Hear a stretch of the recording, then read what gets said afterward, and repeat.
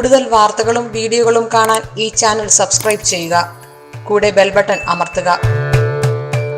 നമസ്കാരം. മറുകുകളും ചുഴികളും പലരുടെയും ശരീരത്തിൽ കാണുന്ന പല മറുകുകളും പലതിൻ്റെ ലക്ഷണങ്ങളായിട്ട് നമ്മൾ കണക്ക് കൂട്ടാറുണ്ട്. മനുഷ്യ ശരീരത്തിലെ പലതരത്തിലുള്ള അടയാളങ്ങൾ കണ്ടുവരാറുണ്ട്.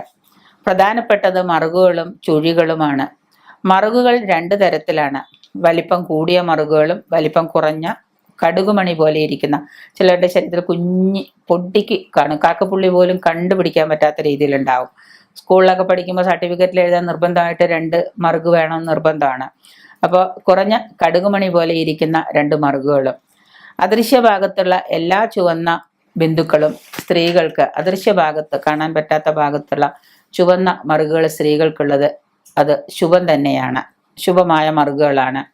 പുരുഷന്മാർക്ക് വലതുവശത്തുള്ള മശകങ്ങളും സ്ത്രീകൾക്ക് ഇടതുവശത്തുള്ള മശകം എന്ന് പറഞ്ഞാൽ മറുകുകളും പൊതുവെ ഭാഗ്യപ്രദമാണ് എന്ന് പറയപ്പെടുന്നു.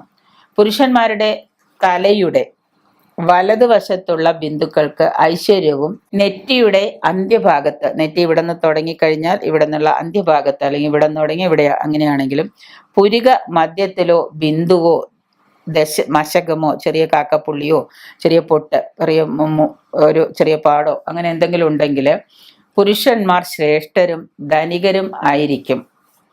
വലത് കവിളിലാണ് നമുക്ക് ഈ പറയുന്ന മറുക് ഉള്ളതെങ്കിൽ പുരുഷന്മാർക്ക് ധനധാന്യ സമൃദ്ധിയും കൊടുക്കുന്നു.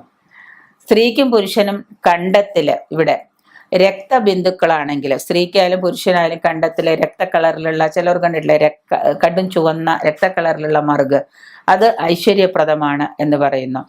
സ്ത്രീകളുടെ ജനനേന്ദ്രിയത്തിലാണ് മറുകെങ്കിൽ രാജതുല്യനായ ഒരാൾ അവളുടെ ഭർത്തൃസ്ഥാനം അലങ്കരിക്കുമെന്നാണ് പറയപ്പെടുന്നത്. ശിരോമധ്യത്തിൽ സ്ത്രീകൾക്ക് ചുഴിയുണ്ടെങ്കിൽ വൈദവ്യവും ഫലമാകുന്നു. പുരുഷന്മാർക്ക് തലയിൽ ചുഴിയുണ്ടാകുന്നത് ഉത്തമവും തന്നെയാണ്.